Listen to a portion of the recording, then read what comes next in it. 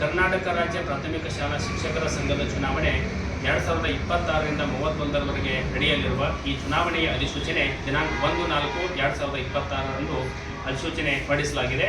ಅಲ್ಲಿಂದ ಇಲ್ಲಿಯವರೆಗೆ ಸಂಘದ ನಿಯಮಗಳ ಪ್ರಕಾರ 1 ವಾರದವರೆಗೆ ಮತದಾರರ ಪಟ್ಟಿಯನ್ನು ಘೋಷಣೆ ಮಾಡಿ ಆಕ್ಷೇಪಣೆ ಸಲ್ಲಿಕೆ ಅವಕಾಶವನ್ನು ಕೊಟ್ಟು ಮತದಾರರ ಪಟ್ಟಿಯನ್ನು ಅಂತಿಮ ಮಾಡಬೇಕಾಗುತ್ತದೆ.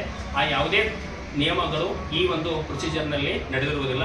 ಅಷ್ಟೇ ಅಲ್ಲ, ದಿನಾಂಕ 11/4/2026ರಂದು ಬೆಳಗ್ಗೆಯಿಂದಲೇ ನಾಮಪತ್ರಗಳ ಸಲ್ಲಿಕೆ ಆಗಬೇಕಾಗಿತ್ತು.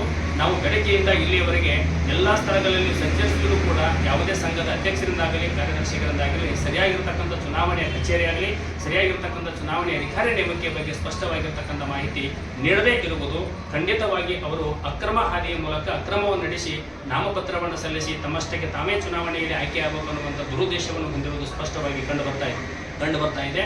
ಬೇರೆ ಬೇರೆ ಅಭ್ಯರ್ಥಿಗಳು ನಾಮಪತ್ರ ಸಲ್ಲಿಸಲಿಕ್ಕೆ ಯಾವುದೇ ಸ್ಪಷ್ಟವಾಗಿರ್ತಕ್ಕಂಥ ನಿರ್ದೇಶಕರು ಇಲ್ಲದೇ ಇರೋದರಿಂದ ಖಂಡಿತವಾಗಿಯೂ ಈ ಒಂದು ಚುನಾವಣೆಯನ್ನು ಅಕ್ರಮ ಮತ್ತು ಕಳ್ಳ ದಾರಿಯಲ್ಲಿ ನಡೆಸಿ ತಮ್ಮಷ್ಟಕ್ಕೆ ತಾವೇ ಆಯ್ಕೆಯಾಗುವ ದುರುದ್ದೇಶವನ್ನು ಹೊಂದಿರುವುದರಿಂದ ಸಮಸ್ತ ಅಥಣಿ ತಾಲೂಕಿನ ಶಿಕ್ಷಕ ಮಿತ್ರರು ಈ ಒಂದು ದುರುದ್ದೇಶವನ್ನು ಅರ್ಥ ಮಾಡ್ಕೋಬೇಕೆಂದು ತಮ್ಮಲ್ಲಿ ನಾನು ಈ ಮೂಲಕ ತಿಳಿಪಡಿಸ್ತಾ ಇದ್ದೇನೆ.